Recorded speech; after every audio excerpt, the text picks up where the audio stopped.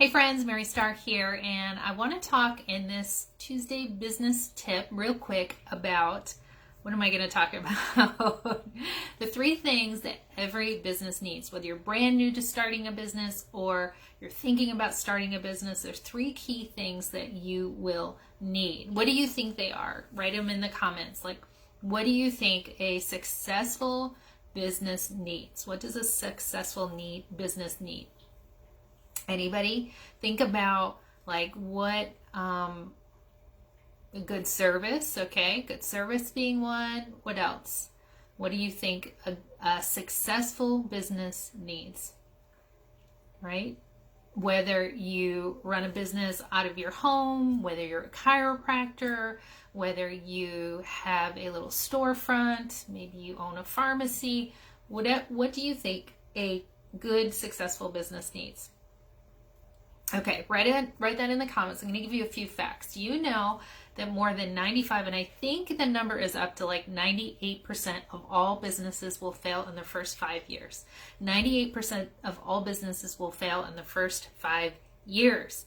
And I know this all too well, as my husband and I have had several businesses through our marriage and before our marriage, all that.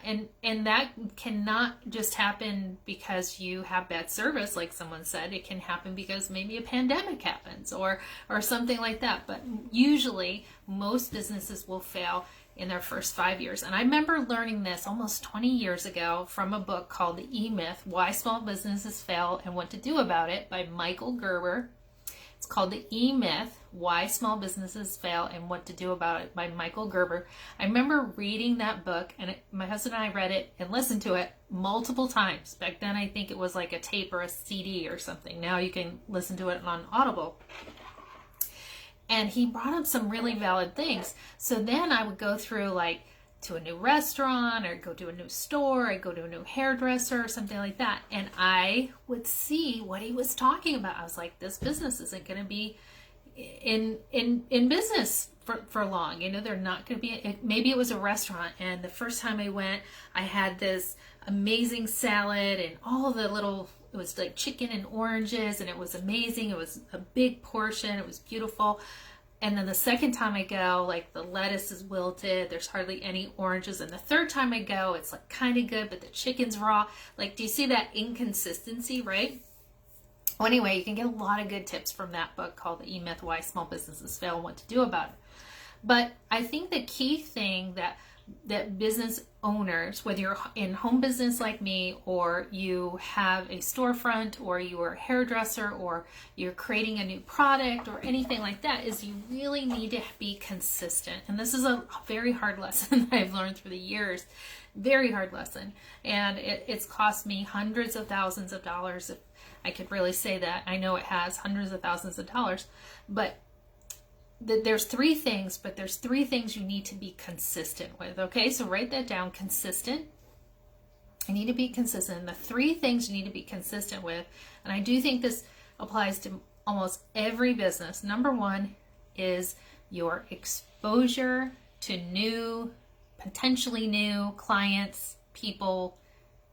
So we call them prospects.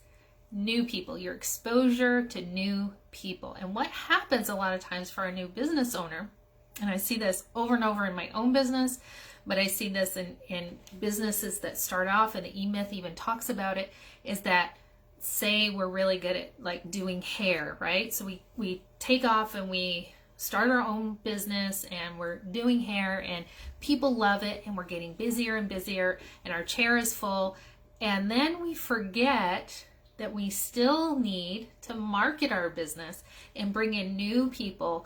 And you say, well, Mary, if my chair is full and I have a full clientele, well, people die, right? In our chiropractic world, people move away, or maybe a plant, the town that I lived in, like lost 3 major industries, right? People move away. So if you're not finding new exposures, or even maybe creatively looking for different sources of income within your own business, then you eventually will like flatline and go down. So we always have to find new people in business. In my home business, I see people be very successful in the beginning because they're working through their warm market. There were, maybe a few referrals and things like this, and then they get busy in their business and they forget to do this. The one thing they were doing in the beginning is getting in front of new people. This woman, her name was Summer, and she had a phenomenal home business model, and she kept it very, very simple, very, very simple. And in her model, she would go and she would have like 3 things she brought, and she would do in-home little gatherings, right? And in her model, she had a plan that she would not leave that gathering until she had her next appointment with the next gathering, right? So each little gathering brought for her 1, 2, or 3 new gatherings, and it grew her sales business very, very quickly to $250,000, right? In 18 months, she grew from 0 to $18 million. And it wasn't just her. She branched out, and kind of in our business, we franchise, and there's other associates, doing this as a team. But can you believe that? 18 months, she grew her monthly, let me be clear, her monthly team sales volume to over $250,000, right? Because she was constantly getting in front of new people. Okay. Now, along with that was her exposure. That was her, how she was doing. But along with exposing, so maybe, back in the day, my husband had a computer store, so he would do like advertising, and then he would do referral programs and different things to get people into his store. And one of his biggest exposures is he took his little business from our 1-bedroom apartment. I was away at college, but we had this little 1-bedroom apartment that he was literally sleeping on the floor because all of this computer equipment in there. He took it from there. He moved it to another basement type establishment that didn't have a lot of exposure. People weren't really going. And then he moved it to more of the main strip, the main where people come back and forth. There's a bridge right there. So his exposure, he paid for it obviously because it was a main place, but he was constantly exposing, right? So that was one of the ways that he did it. So new people, he got in front of new people and exposure. And how many times do people have to see you, hear from you, all of that? They say at least 7 times. And I really think now in today's day and age, it's over 10 times, right? Of something they're slightly interested in, right? They have to see it about 10 times. I'm going to raise that number to 10 times. They have to see it till they're if they're slightly interested in it, right? Maybe you have a weight loss product. Maybe you have a product that helps people with their mental stamina and energy and feeling better and more youthful. I mean, in my business, we have some amazing products, that do a lot of things, but if I'm not constantly exposing them, which I've been guilty of many, many times, and not constantly exposing them, then they're going to go buy them, because I work with premium essential oils. They're going to go to the health food store or even Walmart and think they're buying premium essential oils because I'm not constantly exposing, right? Okay, so the next thing we have to do is presentation. So if, for example, if I was a realtor, and I exposed, and then the client came and we signed the contract that, I'm going to be her realtor. And now I am going out and showing, I'm presenting, right? And in presentation, there's a lot of key things that people miss. Okay. So we have to be consistent with our exposure and getting in front of new people, but we also have to be consistent with our presentation. But within presentation, there are all these skills that you have to learn and you have to know. And I have I have an amazing thing coming up Saturday, we're actually teaching a business essential class, and it's not even me. I have been good. I've been successful in business. I've been in business 20 years. Our team of associates have done over $80 million in sales. $80 million in sales in 20 years, which I think is pretty awesome. And that's me working very, very part-time, okay? And a lot of them working very, very part-time. But we're going to hear from a woman who has helped millions upon millions of people. She's a multimillionaire, And she's been my coach who took me from doing, like, at that time when I met her, I think maybe we had done $200,000 in sales, right? So 10, 12 years ago when I met, 13, almost 14 years when I met her. So 7 years into my business, we had done about maybe $250,000 in sales, right? Myself and our associates. And today, all those years later, we've done over $80 million. So we have some amazing footage that she's done, a program called Business Essentials.